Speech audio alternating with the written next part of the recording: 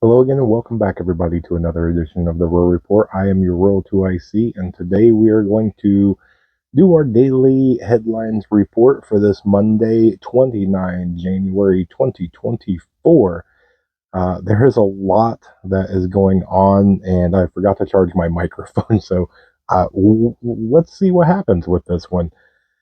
I'm going to jump right into this, and forewarning, I'm going to be focusing a lot on one thing. It's going to be about the Iran thing. If you're not interested in that, because I know it's being discussed ad nauseum, fair warning on all that, okay?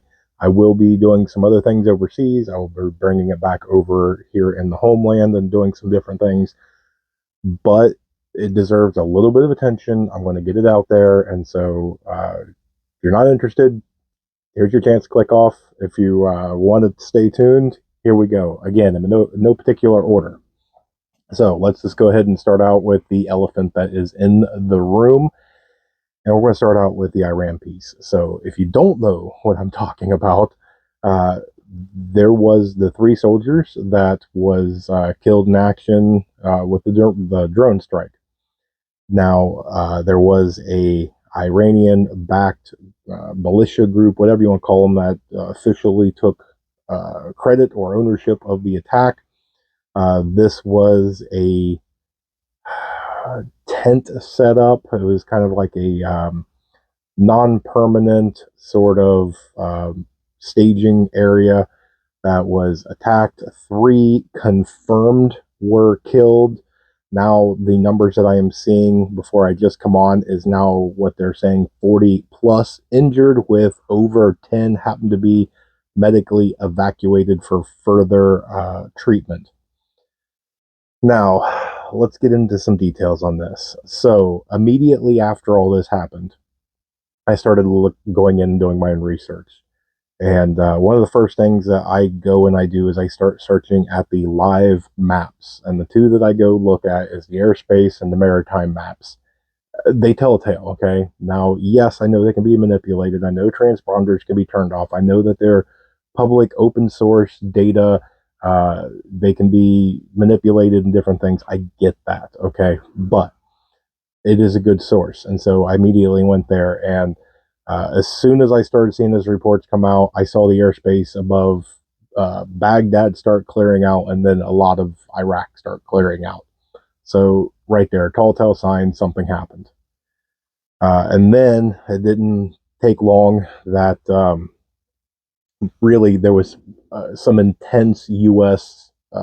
Reconnaissance was in the air, mainly over Baghdad, but then it started to spread as more and more reconnaissance got up, and they were over major Iraqi cities. My guess is that they were trying to see if anything was going to either take place there or if it originated from there. But it was very heavily noted that there was a strong interest. Then I saw that the U.S. Air Force moved three nuclear capable long distance strategic bombers, three B 52s. They put them in Tel Aviv, of all places, which I thought was very, very interesting. But it is to be noted, they can fly a really long distance. And so they put them in Tel Aviv. That is easily, they can fly over. Once they can take off from Tel Aviv, get in the air, do an air refueling, which we'll touch on in a second, and top off. They could fly over to Iran, be over Iran for a long time, just drop and drop and drop and drop and drop, and then fly back. Okay, easily within range. The only thing is, though, is I don't know why you would put them over in that area. There's so many other places that they could have landed, but they chose there, which I thought was an interesting data point. Next, the White House called for an emergency meeting, and then they had the Oval Office resident.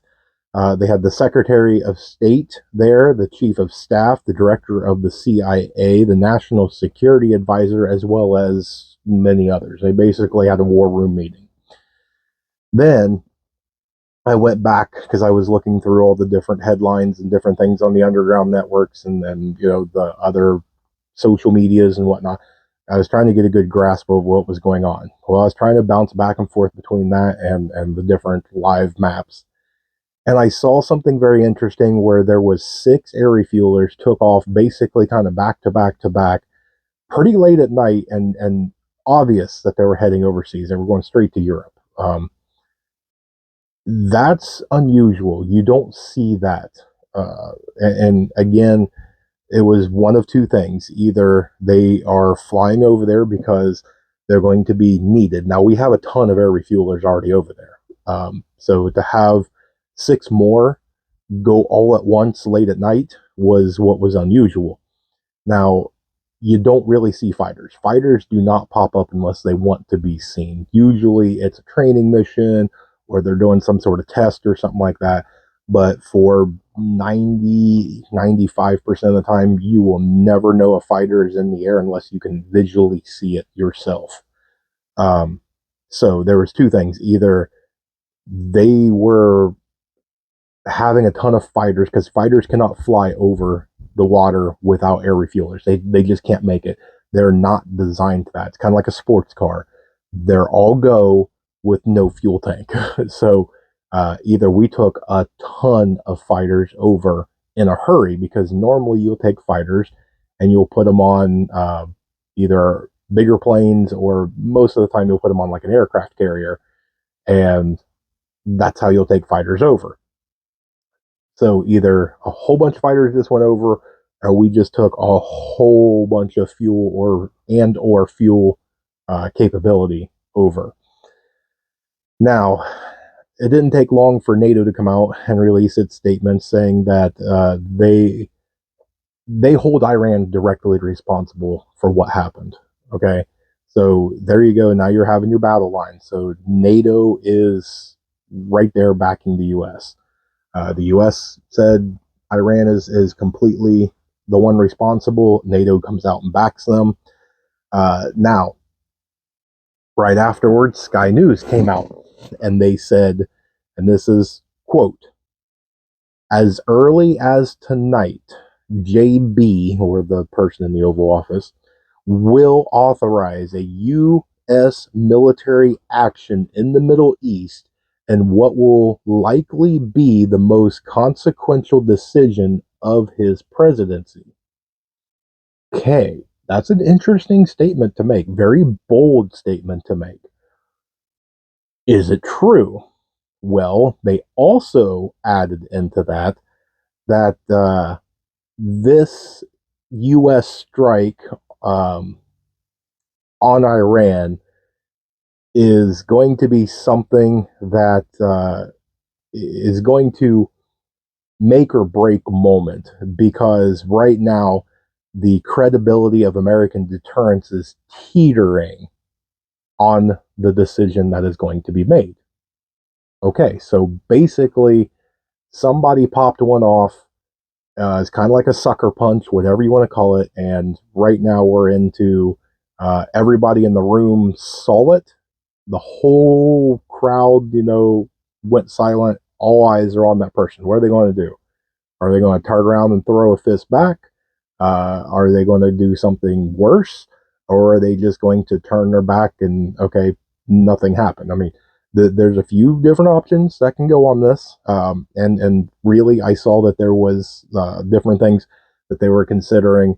Are they going to take out Iranian targets in Syria or in Iraq or other places? Or are they going to go after Yemen harder? Or are they really going to go after Iran? Okay, well, that seems to be the $1 million question. Will the U.S. directly go into Iran, into the country, strike into Iranian soil? I don't think so. Okay. Now, could they? Absolutely, they could. We're in 2024. I would be surprised if we did, but it's definitely not out. I'm not saying it's impossible because, again, we're in 2024.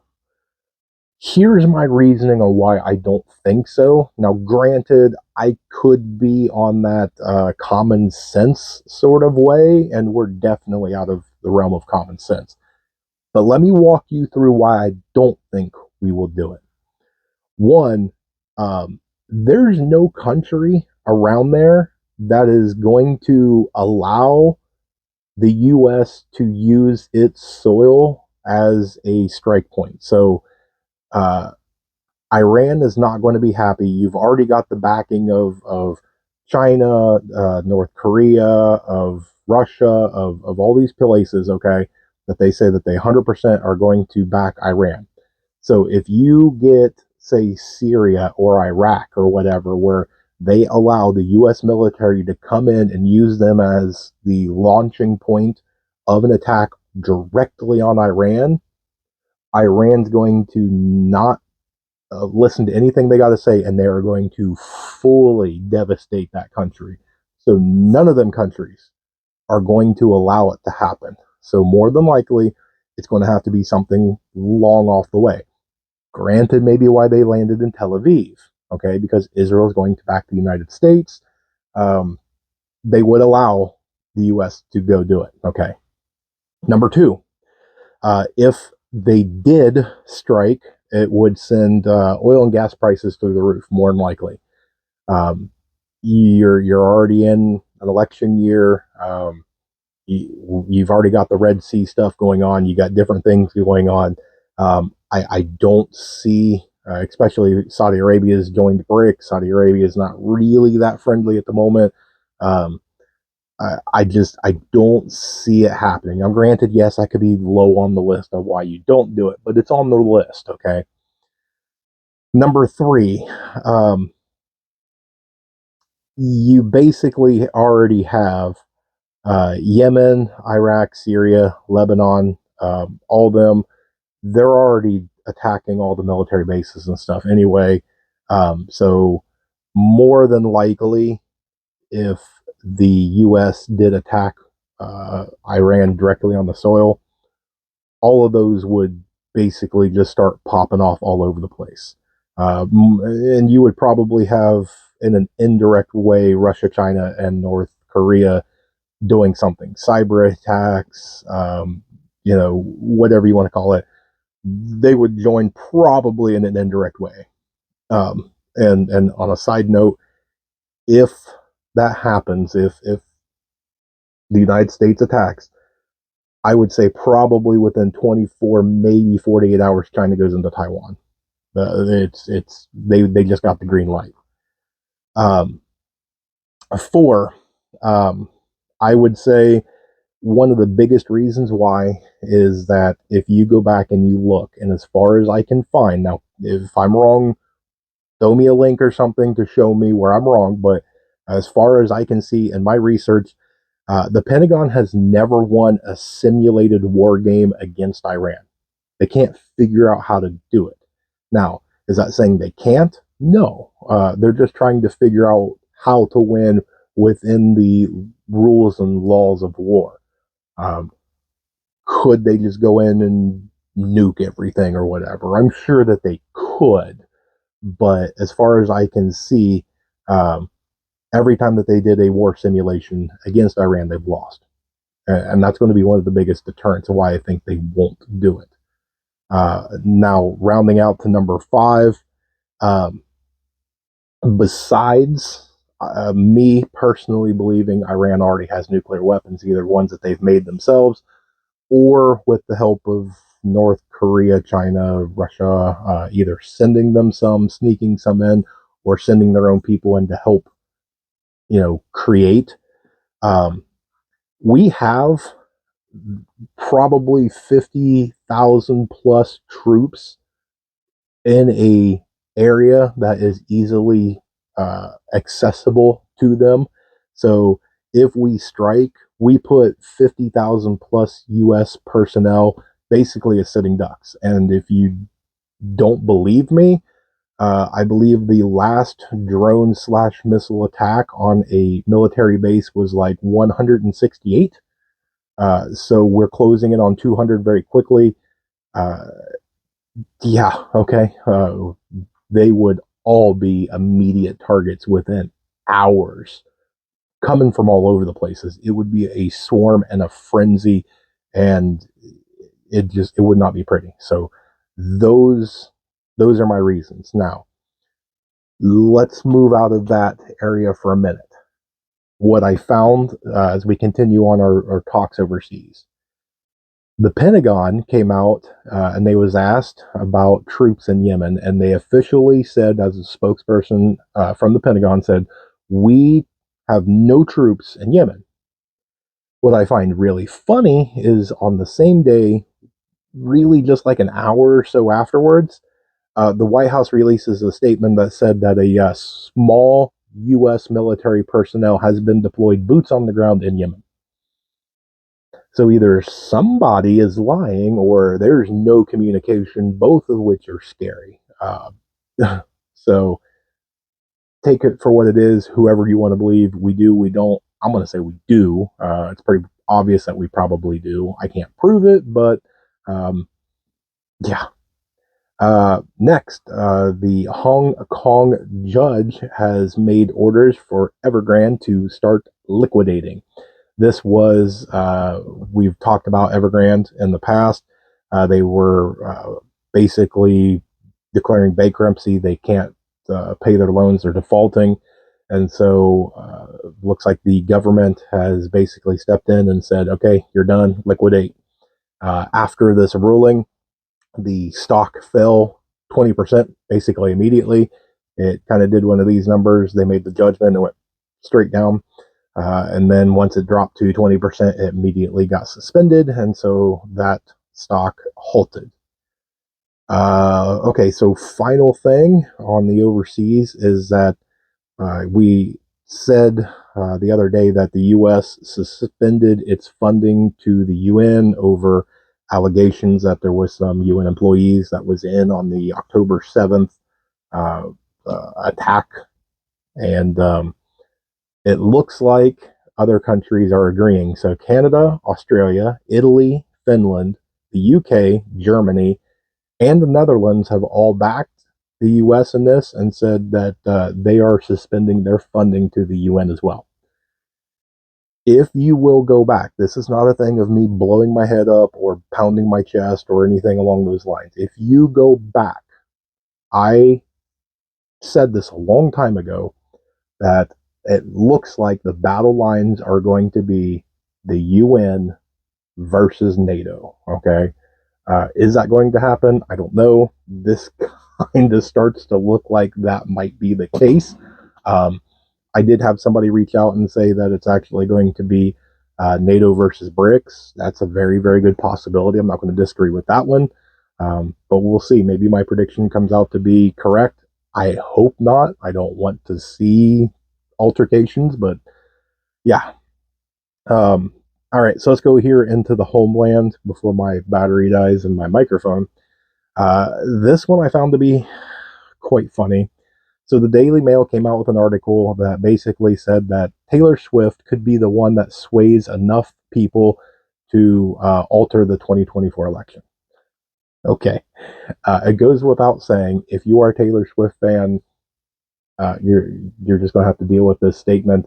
Um, if your decision making goes on a 30-something-year-old singer for who you pick as the leader of the free world, you should lose your right to vote. Okay? Now I get it. You're a free country and a free person, and you can pick however you want. Okay? And if you go, I love Taylor Swift so much, whatever she tells me is what I'm going to do, you're an idiot. Okay, I'm sorry I had to say it, but it's true. You should make your own decision based on your own research.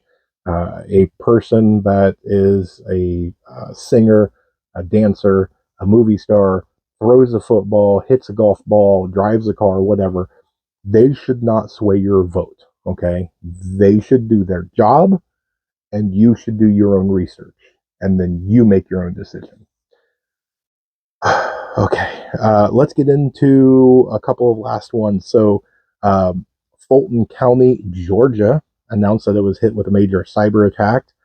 This thing affected things like getting a firearm, marriage licenses, uh, paying your property taxes. It hit weird things. A lot of them said that they couldn't answer phone calls, emails, faxes. I didn't know if people could use fax anymore, but then again, and now rumors are flying all over the place on the internet. Will they be true? Maybe. But I'll let you go down that rabbit hole if you so deem it necessary.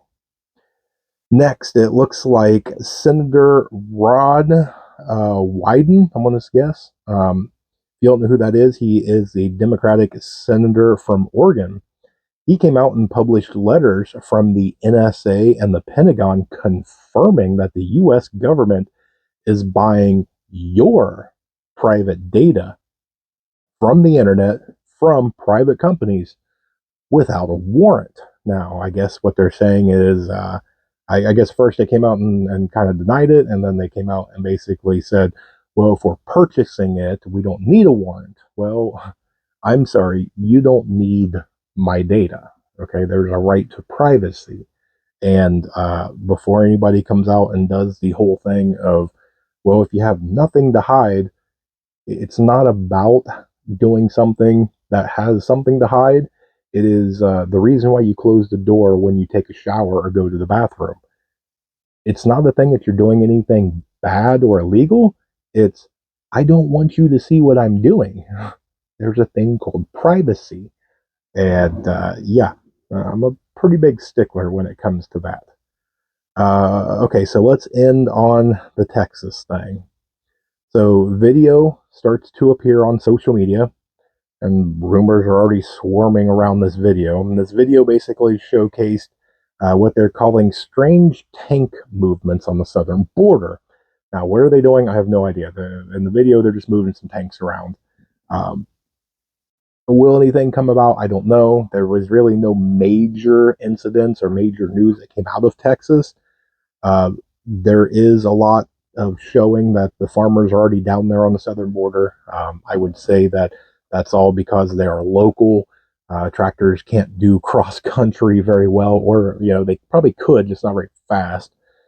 So the farmers have already been got down there. I guess there's still more on the way, but for the most part, they're down there. And then the truckers have already started from the East Coast. The West Coast, I believe, starts in a day or so. I could be wrong on that. But the official meetup into Texas looks like it is going to be this Friday. So, okay, I'm going to try and keep this short for the sake of time because I'm already over what I wanted to be. Should you go down to Texas? If you are wondering if you should go do it, I'm not going to tell you yes or no. What I will tell you is if you feel the calling, if you feel the need, be very, very careful. Um, you've got to look at it from a ton of different ways. I already spoke about this. I already did a video about this, but I'm going to say this one last time. If you feel the need, you do what you feel that you need to do. By no way am I going to condone or tell anybody to go do anything stupid, illegal, violent, anything like that. You should not be doing any of that stuff. You go do whatever it is that you feel. My thing is if you leave your home and something happens down there and at home, you're not going to be in two places at once. There's a ton of people down there, and I get it. If you feel strongly, this is where we make our stand. We have to make our stand somewhere. Okay, I get it. Hear me out. Okay. I personally know of somebody, okay, that was down there in Eagle Pass showing all this razor wire, all this fencing, all this military personnel, National Guard, all this stuff. Okay, and they're showing it, and it's working. Um, People are staying on the other side over there. There's a huge kind of build up and all this other stuff. But what they did is they kept the camera going, and they showed that area, and they kept it going, and they got in their vehicle and they started driving, and they literally went down like a mile and a half or so, and kept it recording the whole time. And there's literally giant holes in the fence, nobody there, and people just walking across. So, if this whole thing was seriously about people crossing over and you wanted to stop it, Why is not one person down there? Okay. That's why I'm telling you to be very, very careful. There's a reason why this is getting all this attention in one spot. So there's something more than meets the eye on this. Something smells very off. Now, could I be wrong? Yes. Could this be something that needs to be done? It very well could. You want my opinion? Take it with a grain of salt. Okay. You clicked on my show. You want to hear my opinion? Take it for what it is. If this was about exactly what it's supposed to be about, then they would be deployed the entire length and stopping everybody at every place they could, not just one spot. Okay. Um, we will see. This is going to come to a head pretty quickly. It may seem like a little while. It may take a couple of weeks to see what this comes out to be, but I have a bad feeling that this is not going to be pretty, and probably on both sides. So just my opinion. Take it for what it is. So that's what I've got. That's where I'm going to end it. You guys made it to this far in the video. Guess what? You rock. Appreciate you guys for spending a little bit of time with me. If you have not had a chance, we did a ton of interviews over the past few days. So we talked to Scorpion Metals, we talked to Defy the Grid, and we talked to Radio Made Easy. All of them was absolutely superb. Great information from everybody. If you haven't seen those, I encourage you to go and check those out. A lot of them gave out coupon codes and different things that you can do to help you if you are interested. Their links are all going to be down in the video, so including this video and all videos going forward. If they have given some sort of coupon code or something, which right now every coupon code I have is rural, RURAL. Click on one of them, go down there. If they say coupon code, enter that in, and it should give you something in return for it. But check out the video. They'll all tell you what they all do. They're all great, great people doing great things for the prepping community. So with that, that's what I've got for you. So again, I hope you guys have an amazing night. I hope God blesses you tonight way more, way more. I hope you just get an abundance of blessings tonight. And stay tuned. There's definitely more information to come. And say it with me now. Above everything else, please remember to remain united, because we're all prepping in this together.